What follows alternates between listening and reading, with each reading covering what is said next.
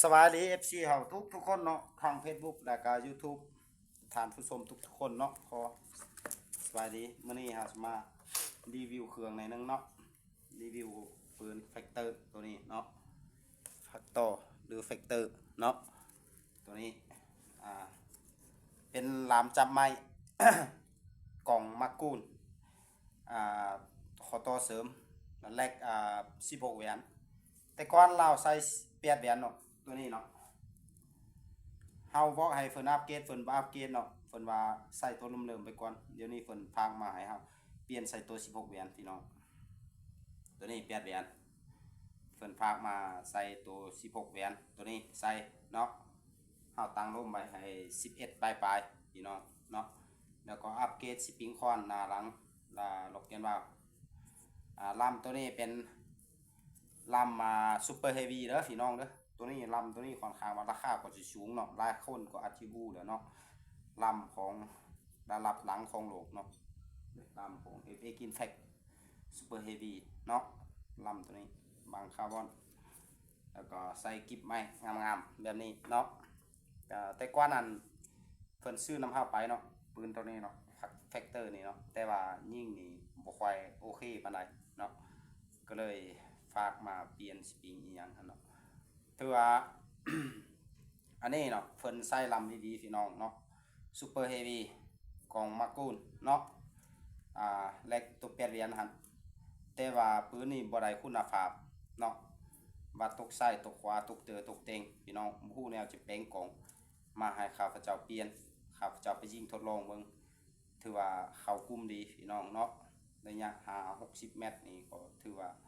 สัมปลายมือเจี๊ยบพี่น้องเนาะกลุ่มบดีซ้ายดีขวาแล้วเนาะเมื่อใส่16แหวนกับตัว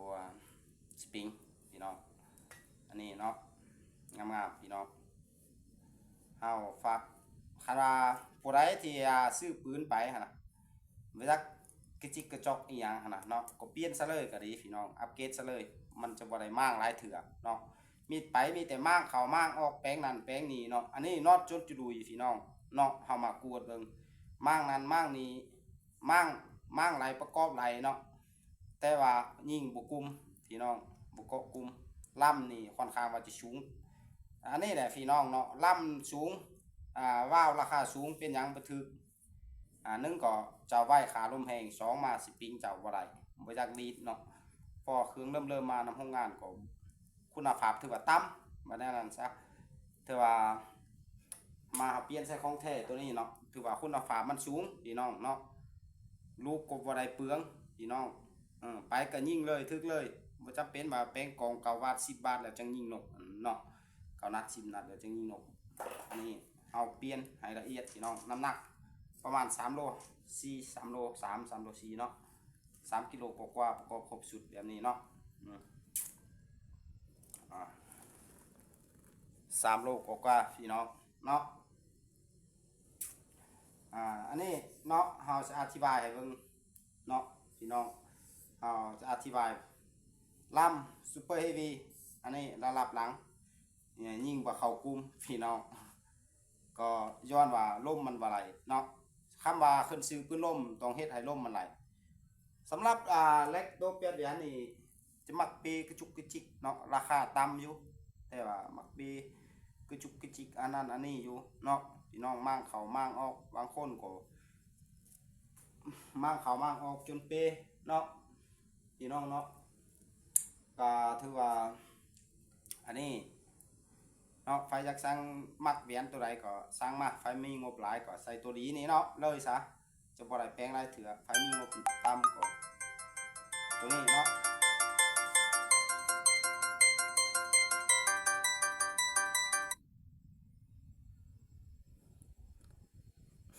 พี่น้องเนาะเก็บเสียงตัวนี้ถือว่าเก็บเสียงของอินโดเนาะความเงียบแม่น98%เฮาจะแทกให้เบิ่งว่าจักซัก12สั่งพี่น้องเนาะความยาว12สั่งตีพี่น้องเนาะ12สั่งอันนี้ขอต่อพี่น้อง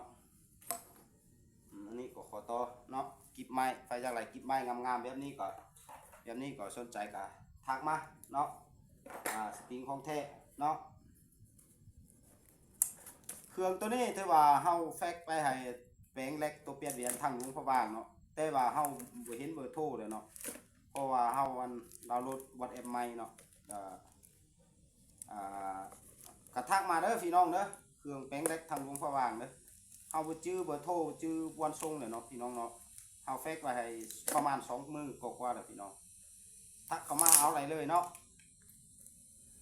แจ้งวันส่งทักเข้ามาแล้วก็แจ้งวันส่งให้เฮาก็ส่งให้พี่น้องตัวนี้เนาะของทางหลวงพระบางเฮาเด้อ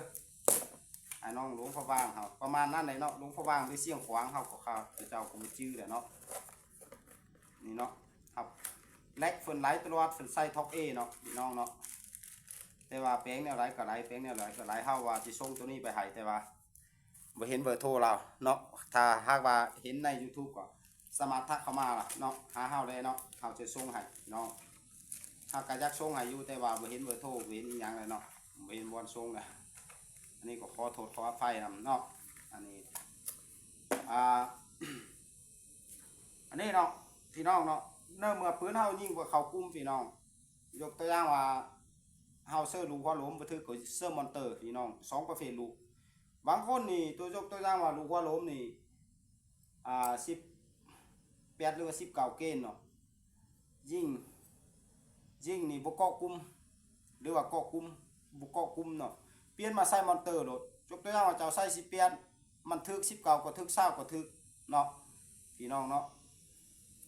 มีแต่2ประเภทลูกพี่น้อง3มา2มาเจ้าต้องเอาลมนี่ลดลงโลแกนว่าตัวนี้ S 3.8 มิลหรือว่า4มิลโลแกนว่าตัวนี้เนาะบ่ว่าแต่ตักติโกฟักโตท็อกเออีหยังกะแตเนาะ 3.8 มิลสปริงต้องอ่อนๆพี่น้องนุ่มนี่เนาะเกรดให้นุ่มๆพี่น้องบ่ยานเนาะยานบาไปแห้งพี่น้องเนาะมันจะแห้งเกินถ้าสปริงแข็งแห้งเกินมันก็ให้ได้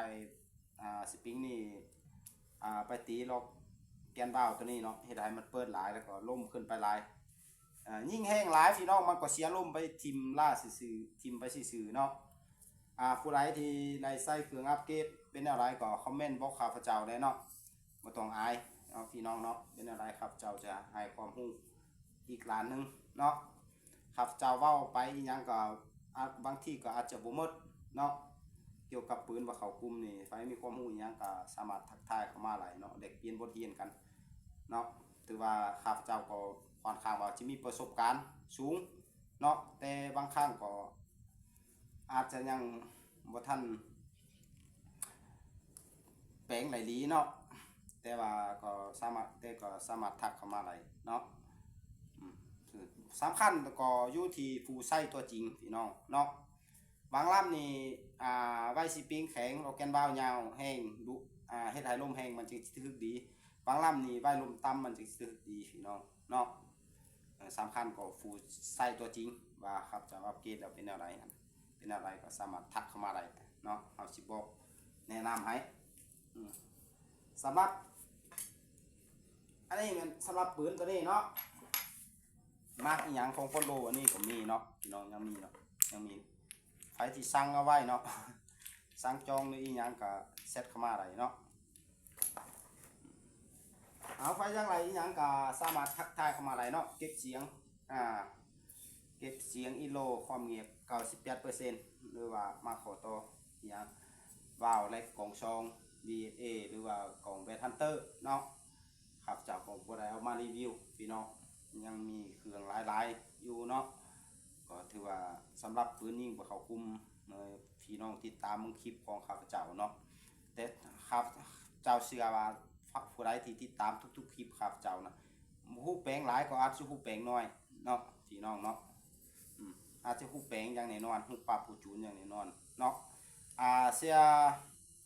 ตัวนี้นี่บิดเขาประมาณหอกปลายๆเนาะตัวนี้เนาะบ่จำเป็นบิดเขาหลายนะเวลาไปยิงนะบ่ต้องวิดลิ้นตัวนี้เนาะคันวิดตัวนี้ลิ้นมันกุมมันอาจจะเปลี่ยนพี่น้องเนาะตัวอยู่ทางหน้านี่เนาะต้องวิดลิ้นวิดตัวทางหลังนี่เนาะวิดตัวทางหลังนี่เนาะถ้าลมมันออกแห้งเกินวิดเขาเนาะตัวนี้เนาะตัวทางหลังปล่อยออก ปล่อยออกเอาตัวนี้เข้าเนาะคันเอาตัวนี้เข้าจำกุมก็ยังบ่ดีก็มางสปริงออกมาตัดกับล็อกแกนวาล์วเนาะพี่น้องเนาะถ้าว่าแปลงปืนต้องแปลงโดยการแต่งพี่น้องต้องแต่งล็อกแกนวาล์วแปลงล็อกแกนวาล์วสปริงอีหยังมันนั่นเนาะถ้าจะแปลงโดยการยิงนี่ยิงเดียเม็ดลูกเป็นกิโลเป็นกับก็บ่ถึกหรอกถึกไปจักหน่อยนึงลูกก็ฟุ้งคือเก่าพี่น้องเนาะบ่ถึกตลอดการแบบที่เฮาอัปเกรดปืนนี่ราคาสูงอยู่แต่ว่าเฮาอัปเกรดเป็นคุณภาพมันจะต่ำหลายพี่น้องต่ำหลายต่ำเกินกำหนดเนาะอันนี้เนาะขอบอกขอบใจนำท่านชมทุกๆคนเนาะเข้ามารับชมติดตามข้าพเจ้าเนาะฝากกดไลค์กดแชร์กดติดตามข้าพเจ้าคือเก่าถ้าหากมีความรู้อีหยังเนาะข้าพเจ้าจะมาบอกมาสอนทุกคนเนาะเพื่อไหลลิน PCP ไหลทึกเจอทึกใจว่าซั่นซะเนาะบ่คัดของเนาะถือว่าปืนลมตัวนี้ก็ถือว่าใส่เทียนปืนแว่งไหลเลยเนาะความแห้งก็แห้งสมควรตัวนี้ยิงลูกสลัก27เกนหรือว่าความไวถือว่าเก่าห้อย18 fps เนาะฟ้านล่มอย่างแน่นอนฟ้านหมูปลาพี่น้องความแห้งความไวสำนี้ยิงลูกสลักน้ำหนักสูงสำนี้ความไวอย่างไปสำนี้เนาะก็ถือว่าแม่นสมควรลำซุปเปอร์เฮฟวี่เนาะถือว่าลำ C2 ก็ถือว่าอาจจะบ่มีแหละเนาะพี่น้องเนาะลำ C2 ถือว่าเวียดเขาเจ้าก็การขนส่งมากก็ยากเลยก็ขอโทษความไฟมันผู้ที่สั่งเอาไว้เนาะสำหรับลำซุปเปอร์เฮฟวี่นี่ยิ่งลูกสลักมันจะโอเคกว่าเนาะพี่น้องเนาะเอาขอบใจเนาะ